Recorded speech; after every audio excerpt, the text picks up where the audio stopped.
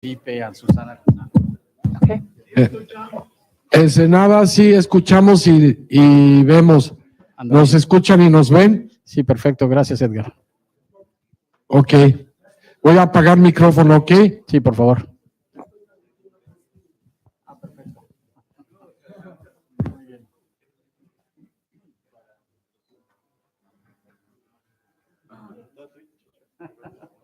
Perfecto. Bueno, parece que vamos a empezar justo a tiempo. Les vamos a dar un minuto, ¿no? Un par de minutos. Entonces sí se les agradece que, bueno, que hemos llenado la sala tempranamente.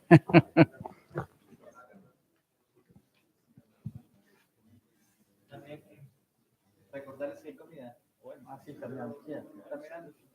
Con todos los que llegaron temprano. Solo para los que llegaron temprano. This is a little faint. They will change the lights. Okay.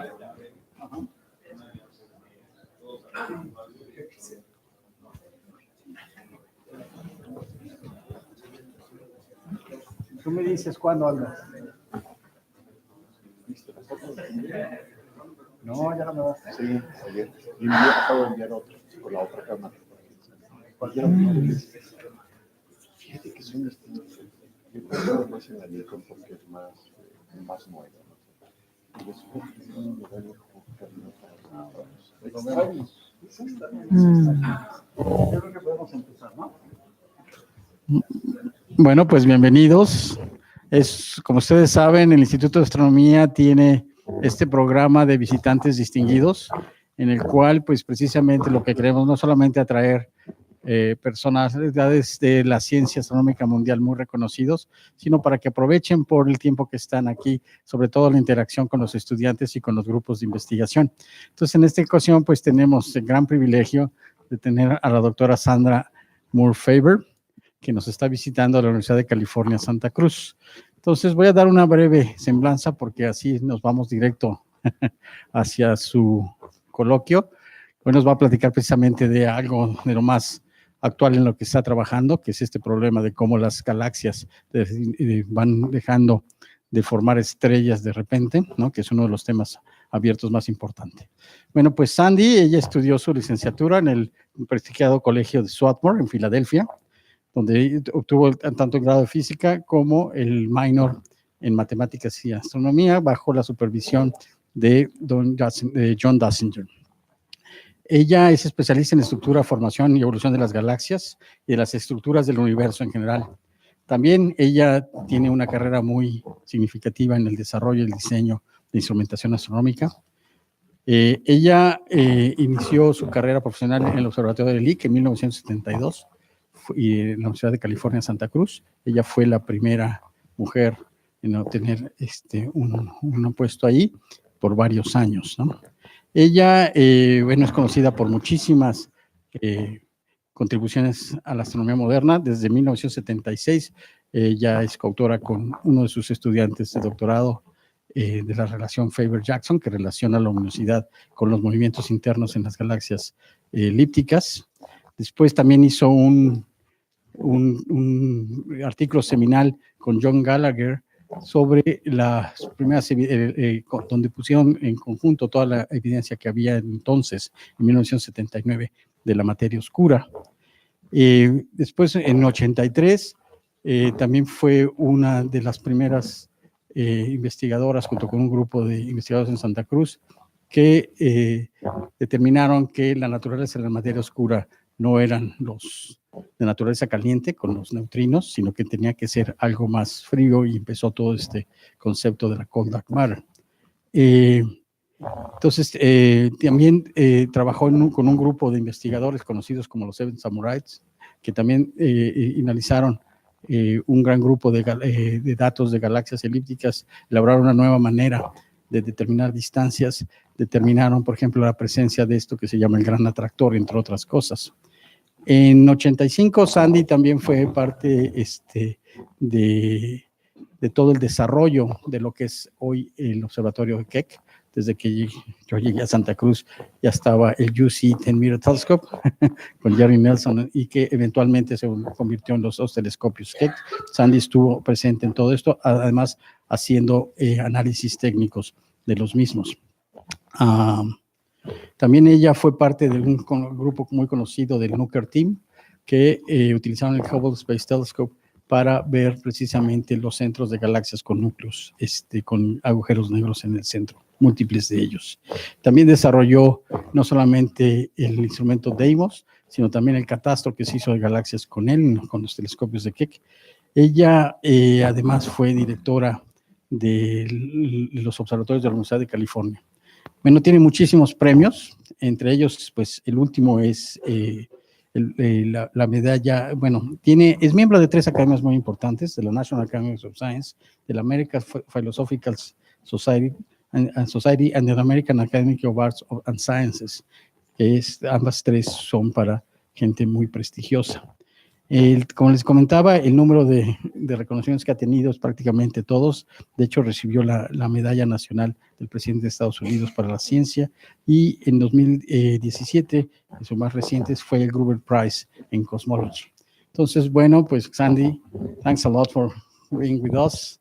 It's wonderful for us to have you here. Thank you. Great to be here. Great honor.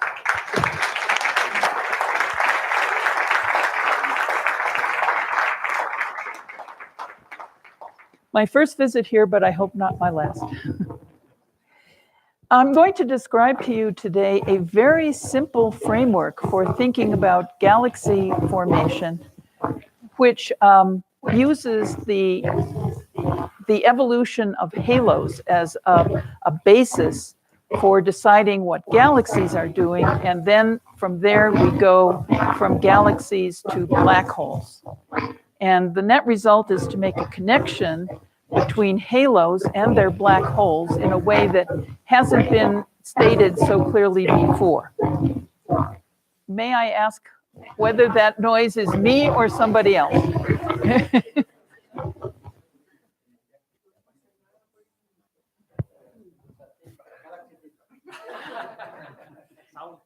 Okay. I'll proceed and with the expectation that it will get fixed. So don't take this model so seriously quantitatively, not yet. It's more the point of view and the general philosophy of this model that I think is interesting. Sorry, Sandy, but I think it's you. So we will switch microphone. That's not me. The microphone, yes. Okay. Switch this and I will take this. Okay. So I just use this? Okay. Very good. So that's why we call this a toy model, because it's really very schematic. Everything in it is a power law. Here's the summary of the talk. The properties, I'm going to begin with the properties of quenched galaxies that need to be explained. We still have that sound, don't we?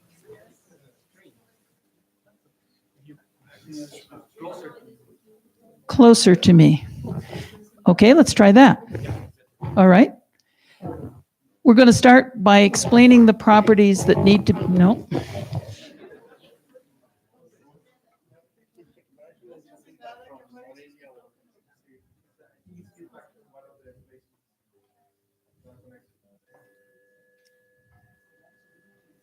It's just sufficiently annoying that I feel like not proceeding.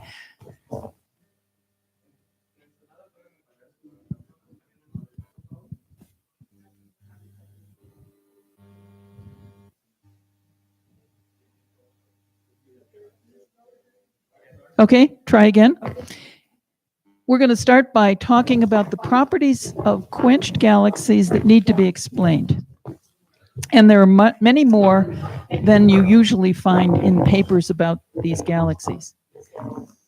The next thing that we're going to talk about is this halo-based model for galaxies while they are star forming.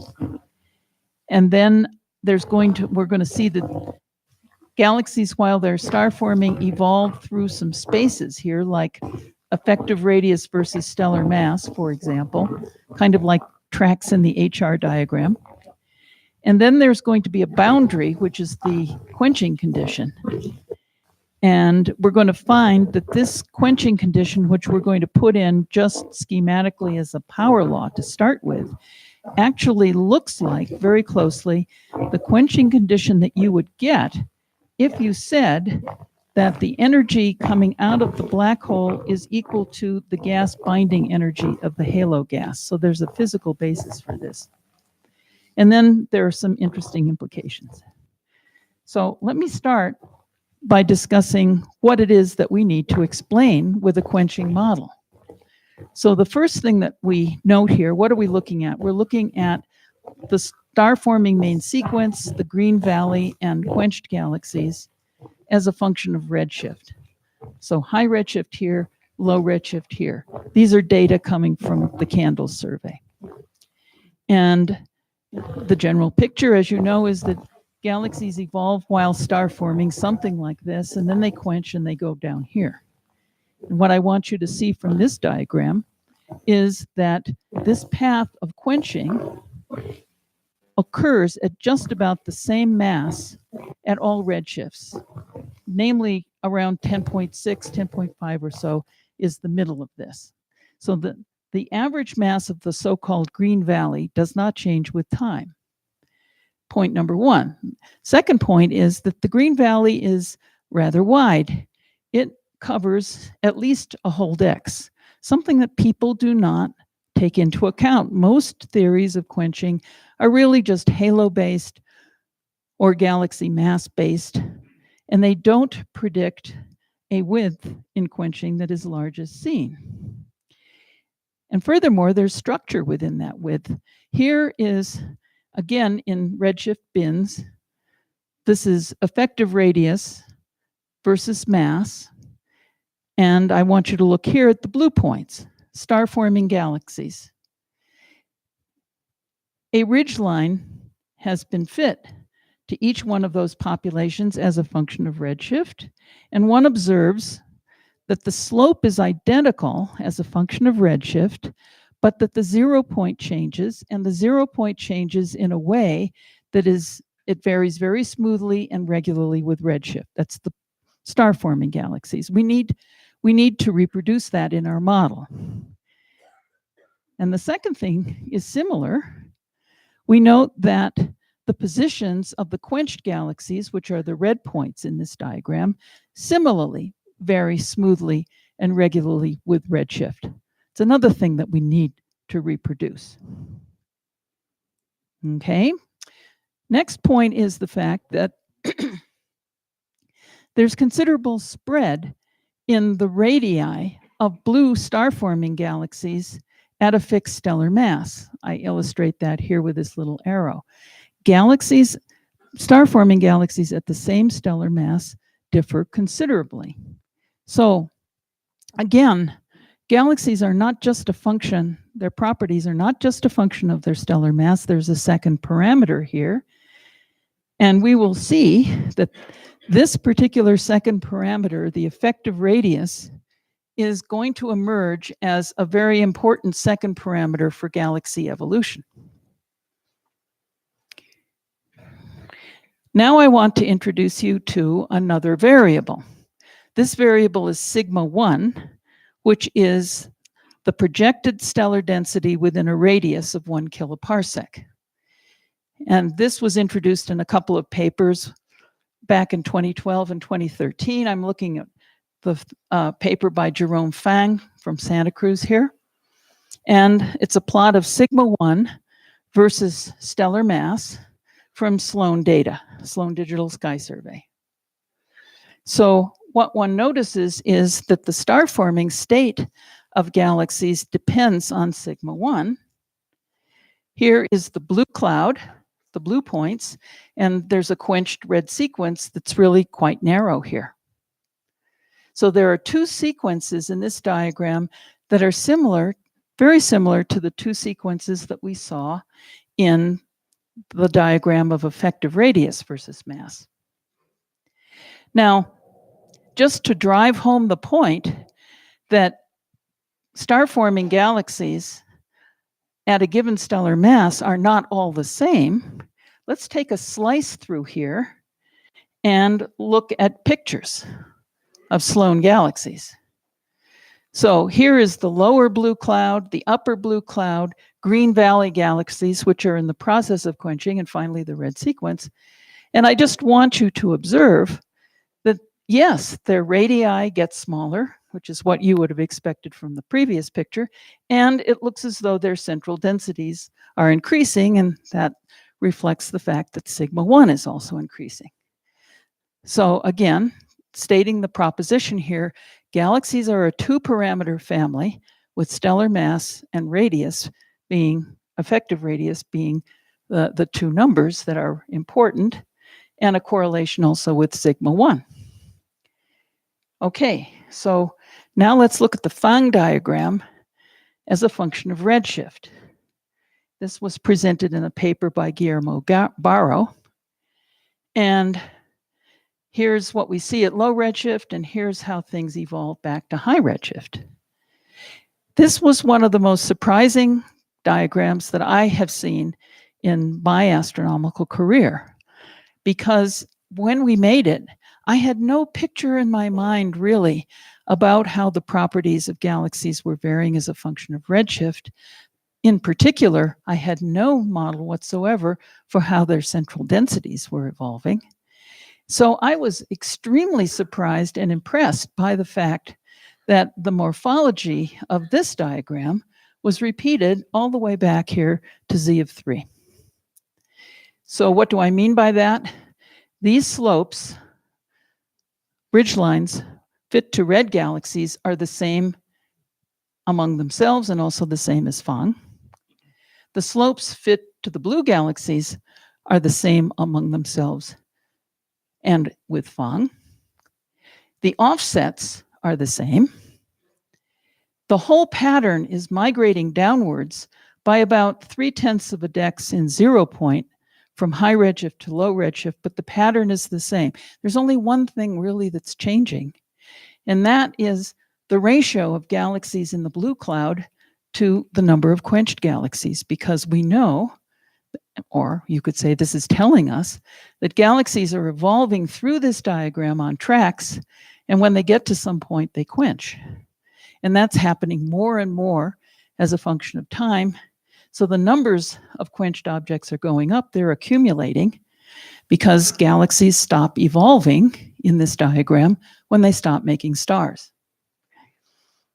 Okay, so we need to explain all of those things. That, just think back to all the things that I mentioned in the last 2 minutes.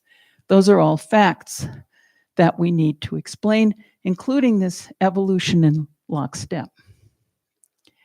Okay, so now we're going to find it convenient to have a quenching boundary here that empirically divides galaxies from their star-forming state and their quenched state.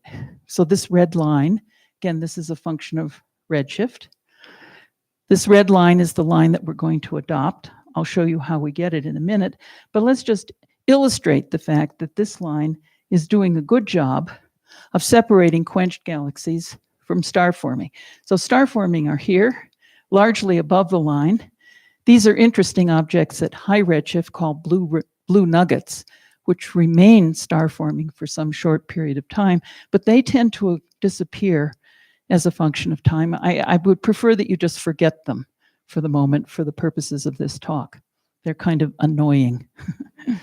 Okay, so here are the quenched galaxies at the same radii, and you can see that this red line is doing a pretty good job of separating those populations. Okay, I've encouraged you to think about the sigma 1 plane. What does that look like? Here's star forming in sigma 1. Here's quenched in sigma 1. Okay, back and forth. I've also encouraged you to think of these diagrams and spaces as we would think of HR diagrams. Stars execute tracks, they move. Galaxies likewise execute tracks. And my preferred picture, as you will see in a minute, is that while star forming, galaxies are moving on tracks through this diagram that looks something like that. Let's summarize now all the things that we need to explain. So I hope you're impressed by the length of this list. People who write papers about quenched galaxies do not think about all of these things. And I'm not going to stand here and repeat everything because that would be boring. I will point out the fact that there's an entry at the bottom which has to do with black hole scaling laws, and we'll come to that in a moment. I not had time to review that in this introduction. I've only been talking about two spaces, effective radius versus mass and sigma 1 versus mass. And we will shortly see that in this model, there is a third space, which is black hole mass versus stellar mass. All right, this is the goal, to explain all of this, at least schematically. So, as I've said, this is a really simplified model, and it takes as its jumping off place the fact that we think we know what dark halos are doing. We make really high resolution, dark matter only simulations, gravity only, of halos. And so we know how halos change in mass and radius and number density as a function of time. So we're going to take advantage of that and put galaxies into halos. So this is our first law, which is a power law. By the way, this model only applies to galaxies while they're star forming. So there's no attempt to model quenched galaxies here. Why is that? It's because we're following galaxies while they're star forming. They're going to get to a quenching boundary, and we're going to say, okay, we're quenched at that point, and after that, you're somebody else's problem. We're trying to reproduce the quenching crossing point. So here is a plot of M star versus halo mass. This is from Aldo's work, and Aldo's one of my close collaborators on this project. So Aldo tells us that this relationship pretty much doesn't depend on average very much as a function of redshift. So we're going to assume that it doesn't vary at all. And it's kind of like a broken power law. And this part refers to star-forming galaxies, and this part refers to quenched galaxies. So this is the part that we need. And the slope, S, of this exponent is 1.75. So that's the first assumption that we make. If we know the mass of a halo, we know the mass of the stellar mass of the galaxy in it. Now, the next thing we need to do is we need a radius for that galaxy. So that proceeds in two steps. The first step is to get the average radius of star-forming galaxies. In other words, to reproduce these ridge lines here that I showed you before. It turns out that very closely, not perfectly, but quite closely, if you simply assume that the effective radius of a star-forming galaxy is 2% of its virial radius, that's coming from the halo, you can reproduce these ridge lines. And furthermore, you can also reproduce their evolution with time. This has not been, I think, sufficiently emphasized in the literature, that this simple assumption actually reproduces the average distributions of all the blue points. But we're not done because of the scatter. So we now have to, in the model, introduce some second parameter which scatters the radius above and below the average. And we actually don't know what does that. Clearly something in nature is doing it. If there's time at the end of my talk, I'll show you a diagram from this paper here. Fangshu Zhang is making a correlation between this scatter and halo concentration. So maybe there's a plausible explanation for it, but the toy model doesn't need an explanation. It just assumes that it's true. And furthermore, it makes another very, very profound and severe assumption that the offset of a galaxy is constant throughout life. So if you start out as a little galaxy, you'll always be little. And if you're big, you'll always be big. There's no track crossing. That would really mess things up in this model. So here are a bunch of parallel tracks. Other people have said this. Van Dockum made a beautiful cartoon that people have liked to show in talks. But actually, the first person who said this was Arjen van der Velde in a very, very perceptive paper about all of this back in 2009. Okay, so these are our basic tracks. They come from the halo. These tracks are the mapping of the halo evolution of MVIR, RVIR into this space here. So, yes. What about the halo spin parameter? Also important for the Redshift. Right. Okay. So thank you for reminding me of that. For the halo spin parameter is a measure of the specific angular momentum of the dark matter in the halo. And it is beguilingly simple to assume that if we're in a halo with more angular momentum, it will make a bigger galaxy. And that's what people assumed for years. And furthermore, that kind of picture actually gives you a beautiful match to the average radii of galaxies. But now there are simulations, those are the ones that I would tell you about at the end of the talk, that Fengshu has looked at, and other people. So these are hydro simulations which start with dark matter, have gas cooling, settling to a disk. And in those simulations, thus far, there's no correlation between the excess lambda spin parameter of a halo and the excess radius of the galaxy that forms in it. So that's a big shock. It came as a big surprise. And that's why I'm not mentioning it as a candidate for radius variations. I think there's a lot to be done on this topic yet. Okay, so I have talked to you about sigma 1 versus mass and effective radius versus mass, and now I'm going to argue that those are the same spaces. Because sigma 1, this space maps onto this space as long as we're just talking about star-forming galaxies. A track in one is a track in the other. How do we know that? Well, we can actually fit planes to show this, but it's illustrated here in this diagram. This is effective radius versus mass, function of redshift, and we're coloring here by sigma 1. And you'll note that the contours of sigma 1 are inclined. That's telling us, though, but there's a relationship here. That's telling us that the relationship here between RE in the space of RE, sigma 1, and mass, there is a plane. And you can look at that plane, and its 0 point, its tilt as a function of redshift, and the 0 point and tilt don't change. So another way, there is some scatter, but another way of saying it is that if you know the RE and M star of a galaxy, you can predict its sigma 1. You can also turn it around. If you know the sigma 1 and M star, you can predict the RE. So one common space. So this is what I just said. Evolution in one space is evolution in the other space. And here are the corresponding tracks from taking them from RE into sigma 1. Now this is important because we're going to use properties of the quenched ridgeline here as another observation that we need to be fit. We need to fit this slope.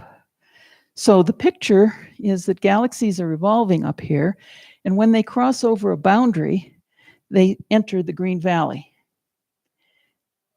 like that.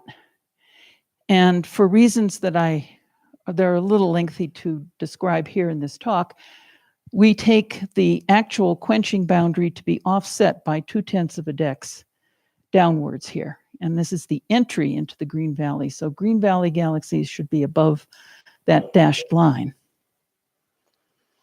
Okay, the boundary slope is 0.66. We're going to take that as a number that we need to match. And here's another important point. Remember that the 0 points of all of these ridge lines are changing as a function of time. And so we need to match that too in our model. And recall also that I haven't shown this to you, but it is true. The drift in the radii as a function of time exactly matches the drift in the sigma 1. That had to be true because they're the same space, as I've argued. We're going to match this drift. by putting a redshift dependent term into our model.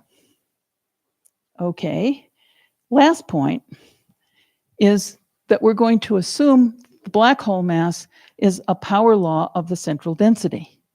This is sort of plucked out of the air, but it has a little bit of justification. First of all, we know that for a lot of galaxies, black hole mass scales as sigma to the fourth, famous law. And I haven't shown you, but it is true that sigma to the fourth, a velocity sigma, goes as sigma 1 squared. That was in the Fang paper. And so if you put those two things together, you would predict that black hole mass should be a power law function of sigma 1 with the slope 2.0. We're actually going to find that it's 1.76, which I find a little bothersome. It's a problem in the model.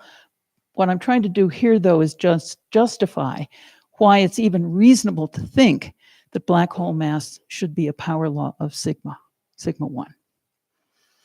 Now, once you've made that assumption, this diagram becomes very interesting. The points are colored by sigma 1, and you'll notice that loci of constant sigma 1 are slanted, and because of our assumption, those are also loci of black hole mass. In other words, it's very easy to measure effective radii and stellar masses of galaxies, and if there's anything to this model, you can just read off black hole masses from this diagram for star-forming galaxies. So basically, this says that black hole mass should be a function of stellar mass to some power and Re to another power, a positive power and a negative power. And we're not the first people to say that. There is a very nice paper by Remco van den Bosch a couple years ago in which he pointed this out. He gets the same sort of ratio here, but larger powers than we do. Nevertheless, the result of his work is similar. From a diagram like this, you can read off black hole mass. Now, how big is the variation in black hole mass at a fixed value of mass here? Well, if this is our formula, this arrow here is a factor of 17. I'm just making the point that it's pretty substantial. It's not a small effect, this radius effect. Has this been seen before? In addition to Remco's paper, there's a recent paper by Terrazas et al. This is a plot of black hole mass versus stellar mass. And qualitatively, it displays the same sort of morphology. Here are a bunch of quenched galaxies, which are represented here as red. And these are star-forming galaxies.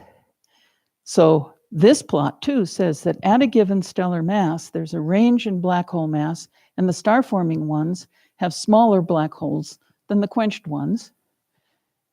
And that's rather similar to what we would predict from the Fang diagram. At a fixed stellar mass, these have low sigma and therefore low black holes, and these have high sigma and high black holes. So therefore, if we have tracks in this diagram, once we've made this power law assumption linkage between sigma 1 and black hole, we have tracks here. They are also the same as tracks in this diagram. So in other words, the assumptions in this toy model make all three spaces the same space. And galaxies evolve in predictable tracks. If I know a track in one space, I know track in the other space. And the halos are telling me how we evolve in effective radius versus stellar mass. And then we use the assumptions of the model to get the tracks in the other two spaces.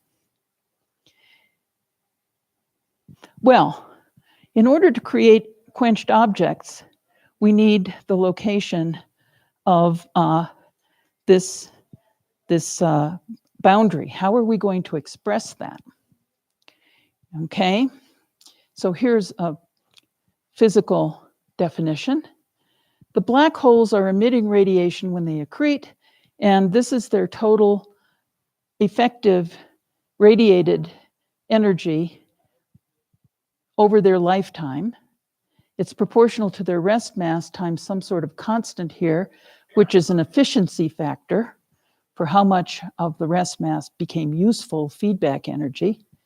And in the model, we take this constant to be 0.1, based on other work by other people. Now, here's the essence of the quenching. Halo gas, when it is cold, and halos are low mass, is easy to cool. And so gas is falling in and fueling star formation. But the gas is absorbing energy from the black hole. And when the following condition is met, we say that halo gas has absorbed enough energy to stop cooling and galaxies quench. And what is that condition? The condition is that this black hole energy here equal something called E heat, which is a property of the halo and is assumed to have the following form. It's proportional to halo mass to the T power, and it has an evolving zero point that's a function of redshift. And that evolving zero point is necessary in order to reproduce the motions of those ridgelines that we were talking about. Okay, so here's pointing out the fact that the evolving zero point matches that motion. Let's go back to our picture here. And we can already now see the outlines of why galaxies, quenched galaxies, look the way they do, because these larger galaxies have smaller black holes. All other things being equal, remember the halos are the same here because everybody has the same stellar mass.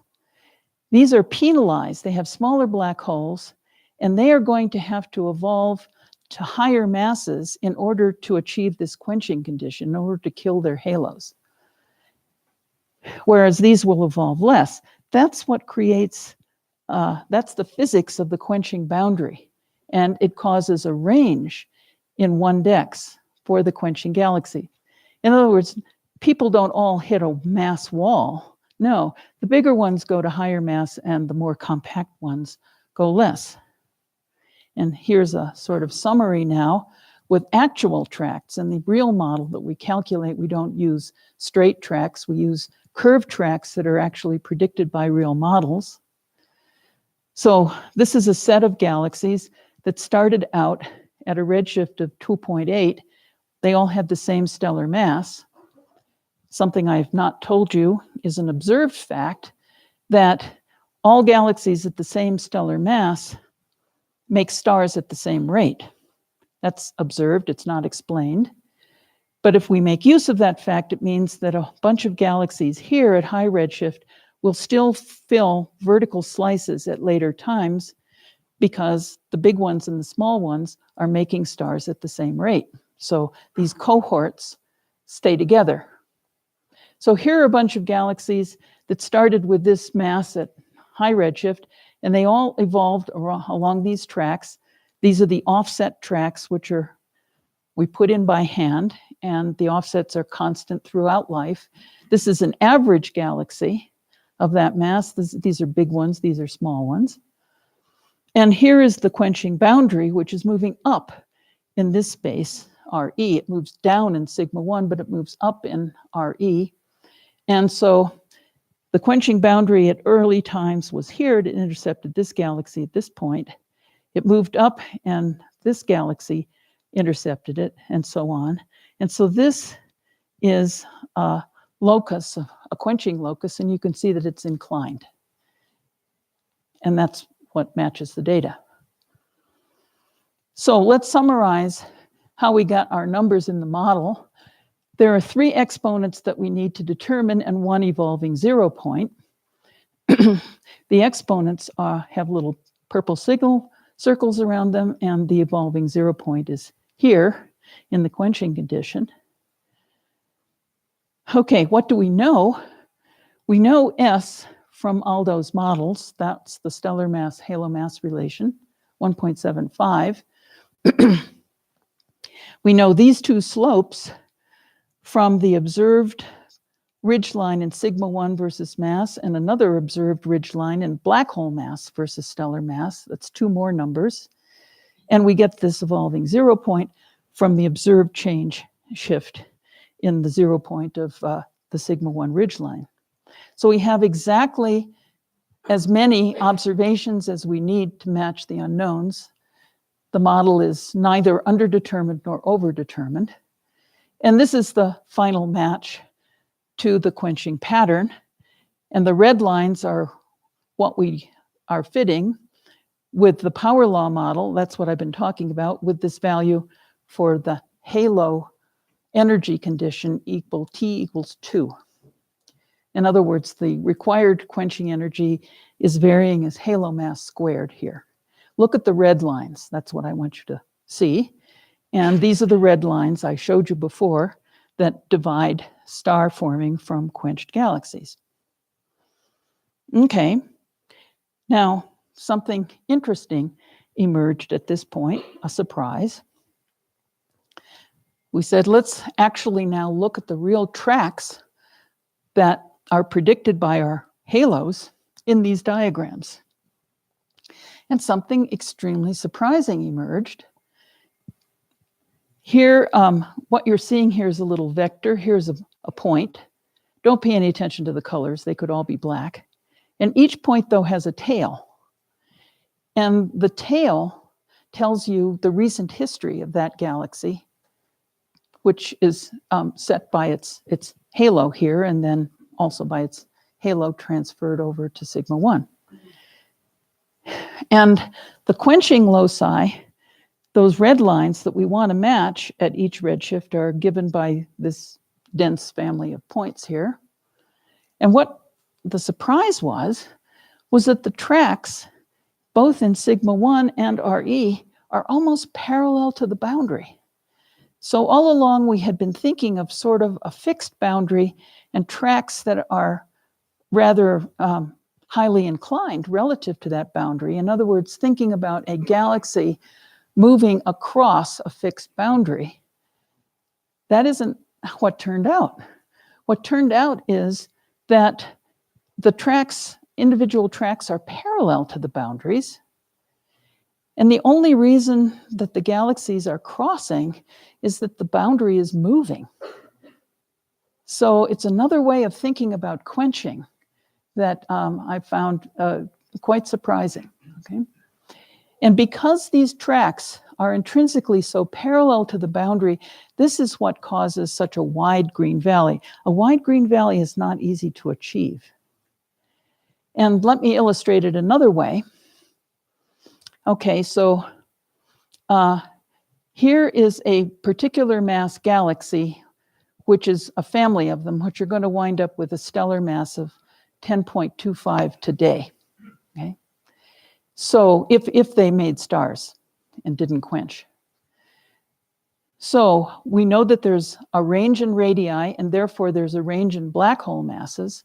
And this E black hole tells you how much black hole energy each one of those has emitted to that point.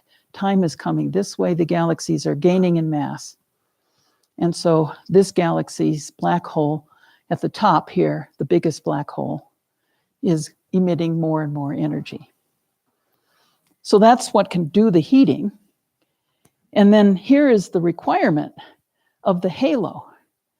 And remember, the halos are a 1-parameter family. They're not a 2-parameter family in this picture as far as their heat requirement is concerned. And their heat requirements are given by the dashed line. So when a galaxy like this one meets this dashed line, that's the quenching point. This is another way of illustrating quenching points. And most galaxies, there's more quenching for higher mass galaxies. That's this panel. There's no quenching for low mass galaxies. That's good. That's what we observe. Okay. And I want to make a point here that supposing we took away the evolving 0 point, what you would find is that these dashed lines are almost parallel to the black hole lines. In other words, It's the evolving 0 point that we needed to put in that actually is making things quench. And we can see that happen here in this diagram as well as we saw it in the previous diagram. Okay, so now we have a toy model. It's very simplified and there's not much physics in it. There's just this empirical equation for the quenching quota of a halo, but that came out of the blue. We didn't put in physics in. Supposing now we take another viewpoint, we look in this diagram and we ask ourselves, there are real halos out there. We know how much gas they have in them, and we can calculate the gas binding energy of those halos as a function of time. Those are the red lines here. Okay. So that was another very big surprise. It looks as though all of this power law machinery, all it's done is pretty much reproduce the gas binding energies, the gravitational binding energies of halos.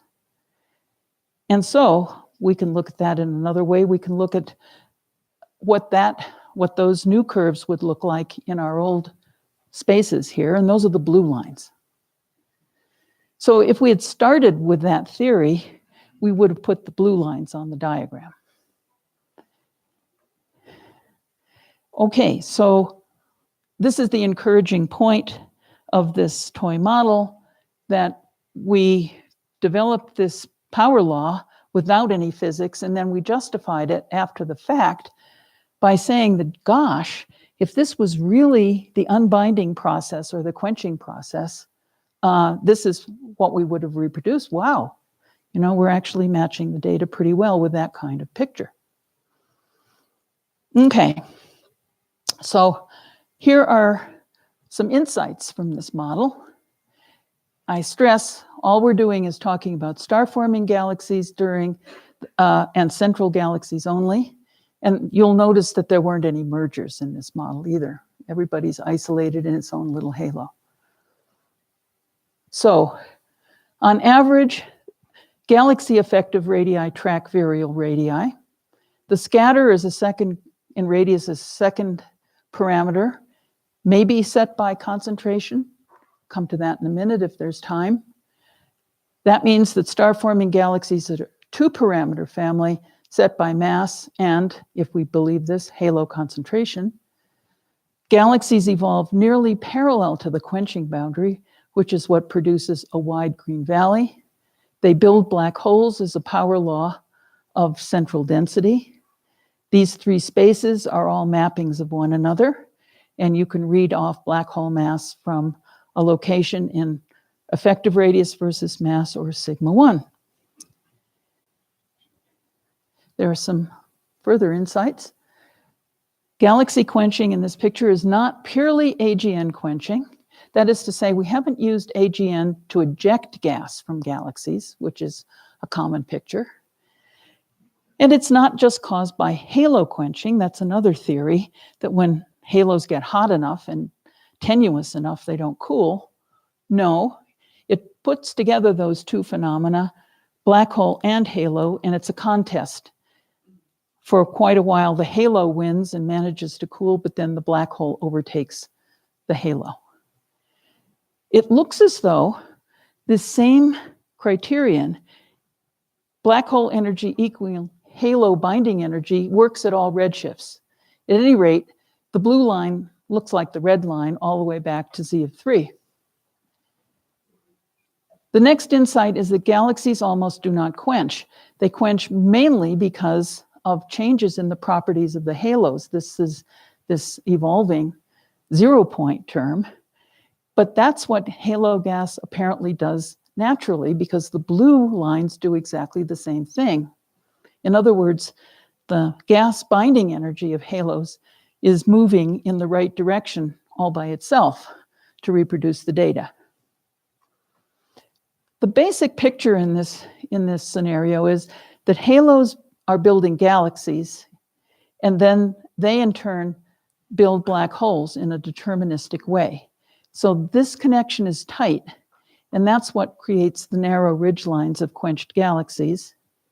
And finally, the last insight is that the feedback that quenches is preventative. It's preventing gas from falling in. It doesn't eject gas that's already there. It acts on the halo and not the galaxy. So I could stop there. How are we doing with time? I have 5, so I can keep going. Okay, let me just show you the last couple slides. I've mentioned concentration several times. So this is a plot from Feng Shu's paper, which is in refereeing at the moment. What he's been doing is he's been looking at hydro simulations, and these particular simulations come from Nihao. That's what I'm showing you here. And this is a plot of effective galaxy radius versus virial radius. And you can see that there isn't any very good correlation. And by the way, you can look at the residuals and see if they correlate with lambda, the spin parameter, and they don't. But what they do correlate with is the halo concentration, and that's this plot here. Okay. So now let me just turn to a final topic. How is this picture different from what other people have said?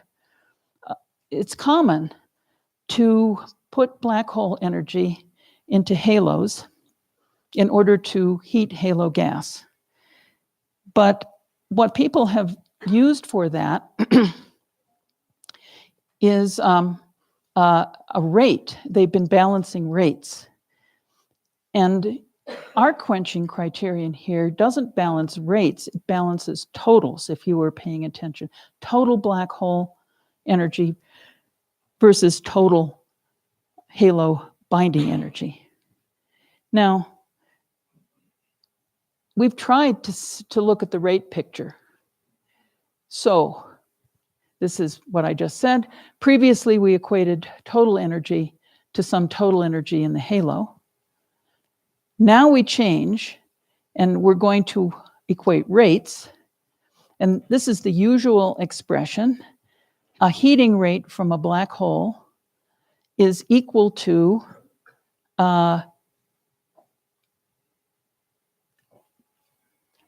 this expression here, which is the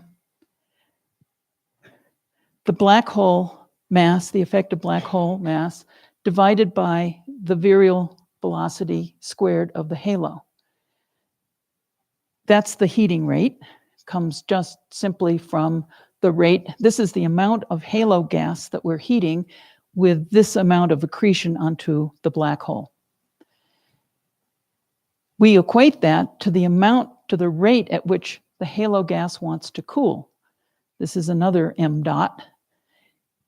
And we say that quenching occurs if we equate these two things. When the rate of energy coming out from the black hole equals the rate at which the gas from the halo wants to cool. Okay, now, in order to employ this model, we need an accretion rate onto the black hole.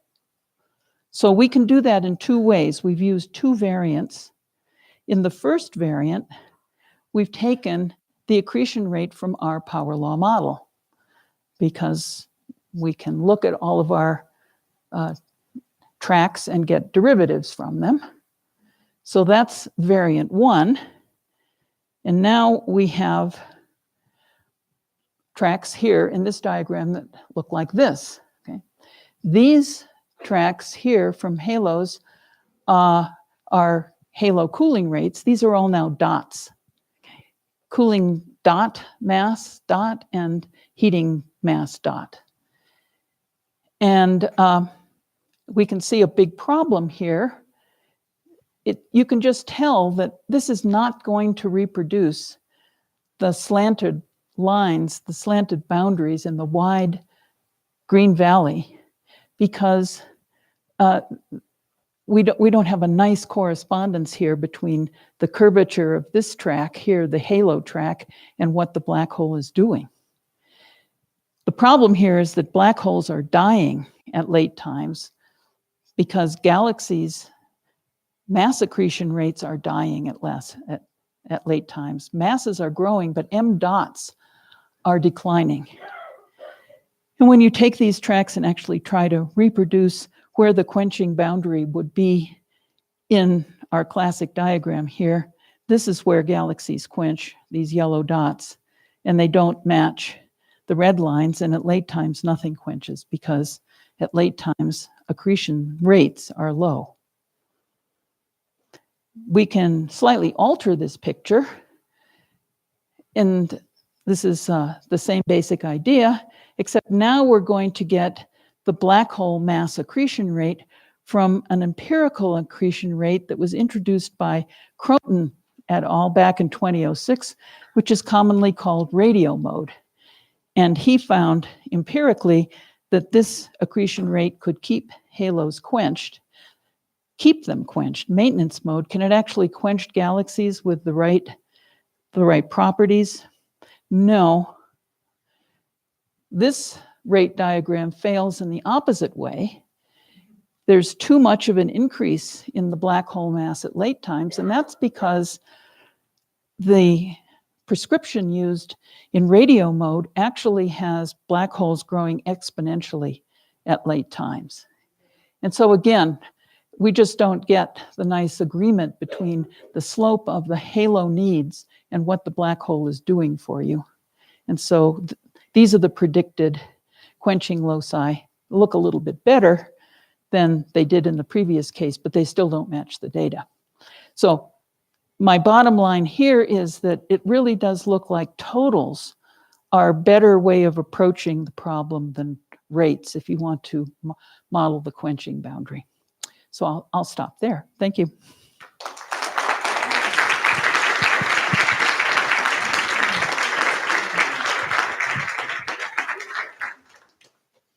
Questions? David? Thank you very much, Sandy. Very interesting toy model. And I have two questions. As a toy model should make some predictions. It's an empirical toy model, as I understand, Yes. but should do some predictions. For example, I'm wondering if you can predict how evolves with Redshift the quenching or transition mass. You know, observations can provide you how is the fraction of quenched and start forming galaxies at each redshift, so you have a transition mass. So it predicts that it doesn't evolve. oh, this is not in agreement with observations, because you know the quenching mass is decreasing with redshift at high redshift. I just said that the Green Valley mass is constant as a function of time. But the observations at high redshift shows that the fraction of quenched galaxies is very low. Only at high masses. Fraction varies, but location of the Green Valley in mass, the location of the channel doesn't change, and that is matched by this because of this theory. See, the halos are predicting a motion of the ridgeline of the star-forming galaxies, but then the quenching boundary predicts the same 0-point motion. That's the interesting thing. You see, this theory matches the fact that the pattern of the blue and the red points in sigma 1 back in time, that pattern stays the same. What does change is the number of objects above and below the boundary. So that would be something to predict. That we've not tried to compute any numbers, so that's one good thing. Okay. The other obvious thing to try to predict is where the AGNs lie. Yeah. Right? Right. That's it. Yeah. And so we're working on both of those things, but we haven't done it yet. My second question is regarding to, there are many others proposals in the market about quenching. How would fix in your scenario, for example, morphological quenching or compaction quenching? Yeah. Okay, so morphological quenching has never struck me as any final solution, because all it does is render inert some gas. But if you're constantly acquiring more gas, then, you know, the gas would pile up and at some point become unstable. So I don't regard that as an end solution. compaction is another matter. And I think I've emphasized that the physics of the quenching boundary seem as though they are constant as a function of redshift, where the boundary is located.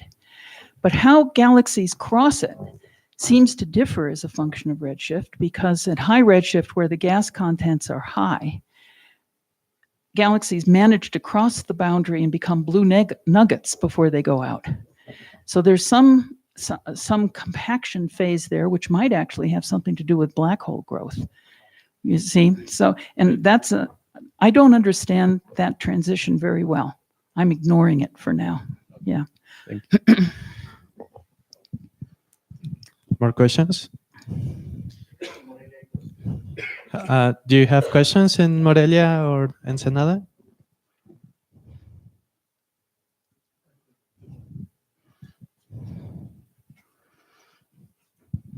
You show us a diagram in which you show that your evolving tracks of individual galaxies are almost parallel to the quenching threshold line at all redshifts. But at the local universe, it seems like it's not as parallel.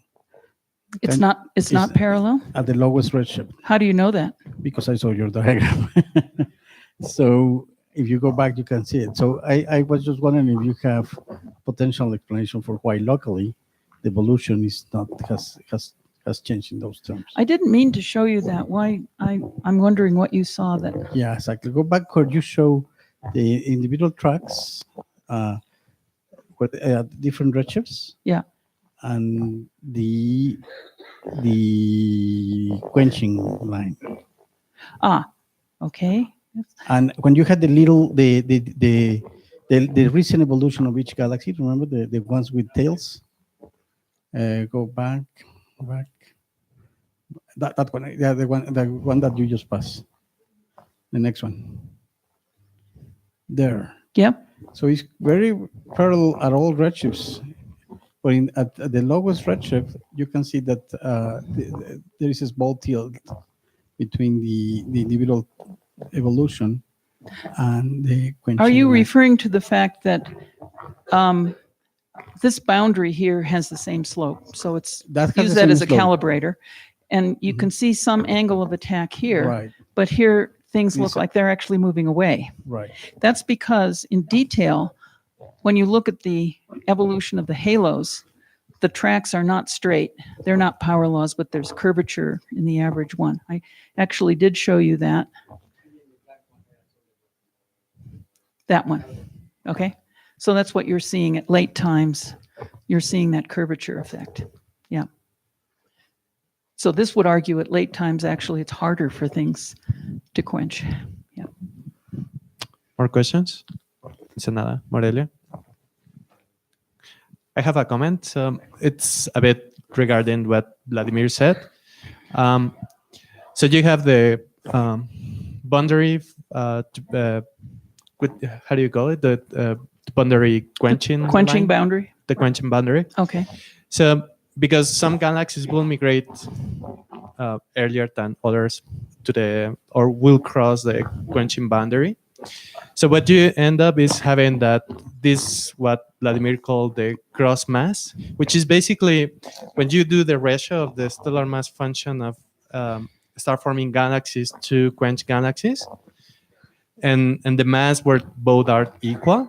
So this is what we call the cross mass. Oh, that's moving. Yes, that's Yes, moving. So that's it's moving. actually moving in the direction of the quenching boundary. That's true. And that's So what this theory would match that. we'll match that. Yeah. So, yeah. So that's Right. It's That's the another comment that I way of wanted. defining the quenching match. right. Is there? Yeah, that is the mass evolving the Okay. cross mass. So, more questions, comments? Didn't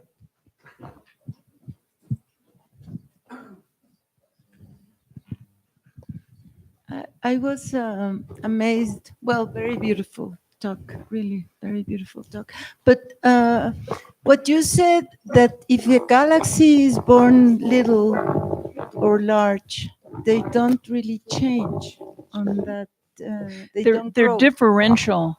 If that's a relative statement. If they're relatively small, they stay small. If they're relatively big, everybody's getting bigger. It's getting big. Mhm. Okay. Okay. More questions, comments? In Morelia, do you have questions?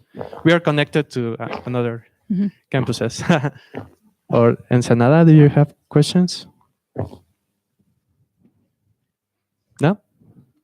Well, if we don't have any more questions or comment, let's thank Sandy again. Thank you.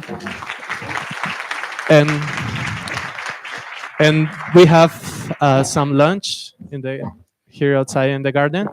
And tomorrow the students will have a talk with Sandy. Okay.